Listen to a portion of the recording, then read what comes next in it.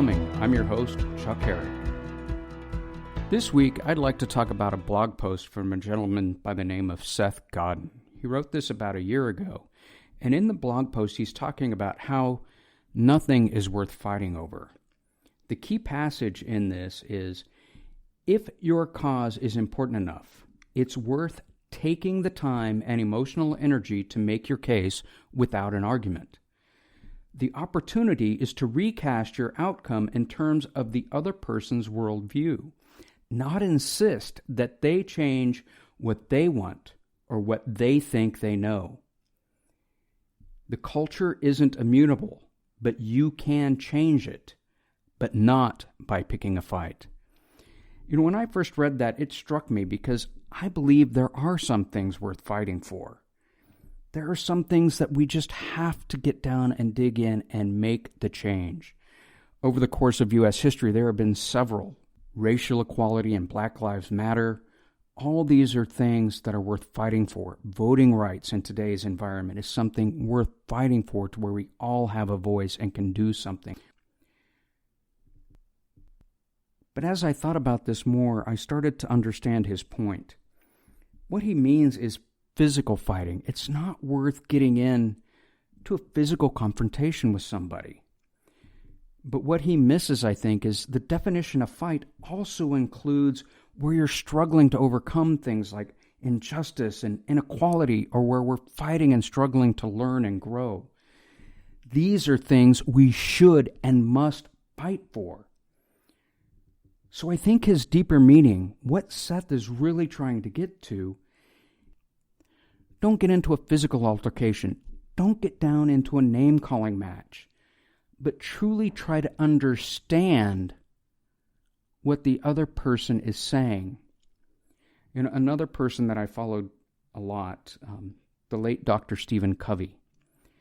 And he had a saying, seek first to understand, then be understood. And that's really what I think Seth is getting to here. When we hear something we might not agree with, we should try to really understand that. And that's really hard in today's environment because we are knee-jerk. We're looking for things to go after. Instead of taking the time and calming down and going, what are they really saying? And trying to understand and grapple with that. Do the intellectual lifting of trying to understand what somebody's truly saying. And then be able to, from their frame of reference, explain what you think.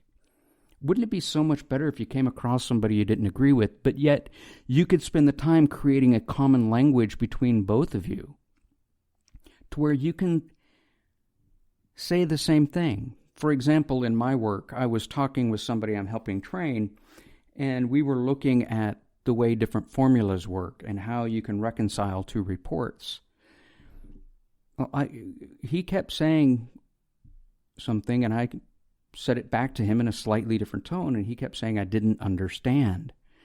When I finally explained or showed him on a chart, oh yes, that is what I'm saying. We were using the same language, but he was getting so entrenched, it was becoming a block to his learning and growing. Because as he's new in this field, and he's going to run across many people who have been doing this for years, and they have a certain language that they use. And over the course of his career, he'll probably adopt some of that, and he'll incorporate some new things.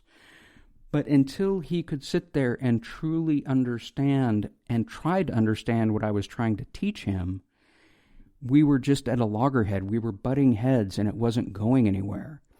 And I see that so many times today, where we'll be sitting there and people will just become irate, and it will end up in violence, sometimes horrific violence, over some simple misunderstanding, where if people just sat down and talked about things, if we sat down from somebody, had a cup of coffee, or just sat and tried to share something, our life experience, how we view the world, and really try to understand how they view the world.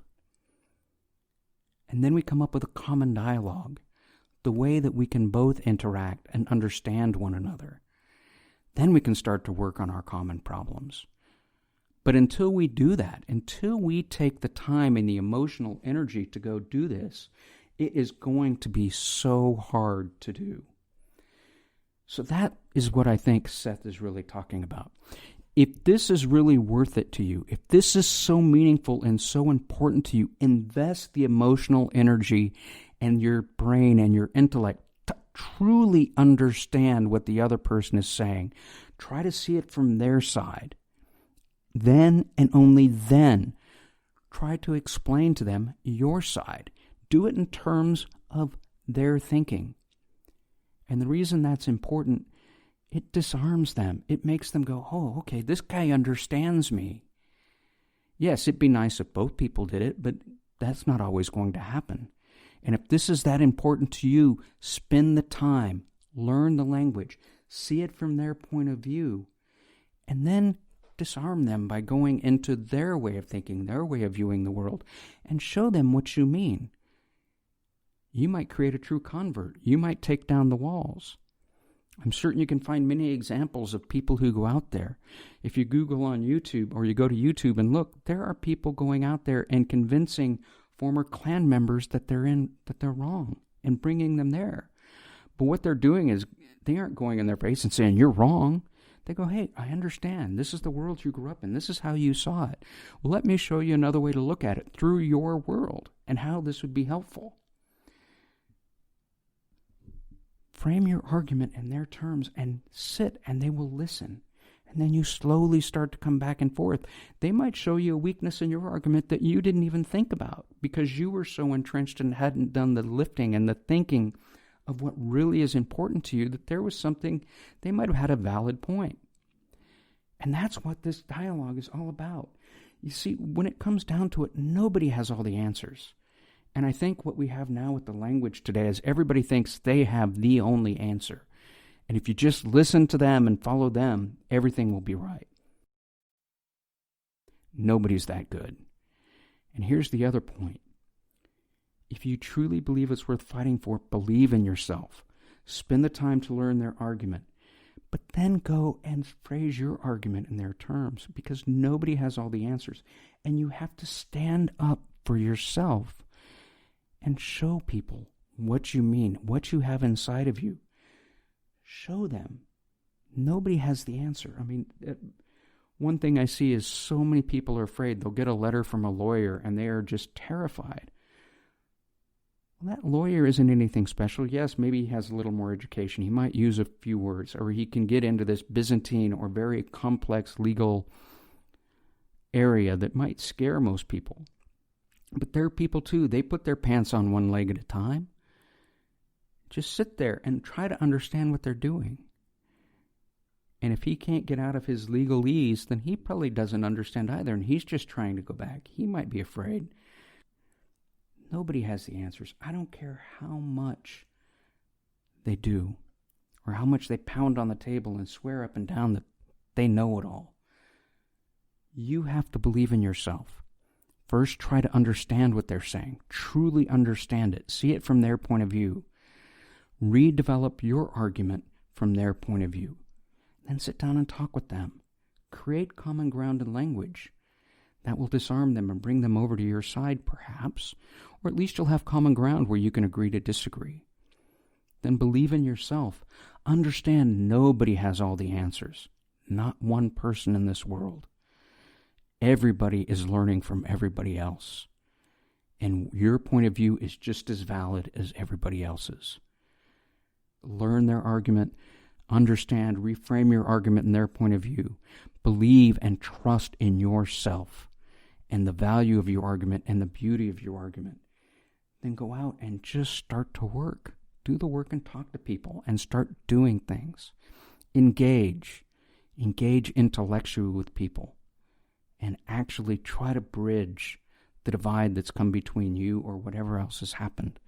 This is an internal dialogue also. You could get down on yourself all the time and just start to understand and be kind and compassionate with yourself. Thank you, and I look forward to talking with you again next week.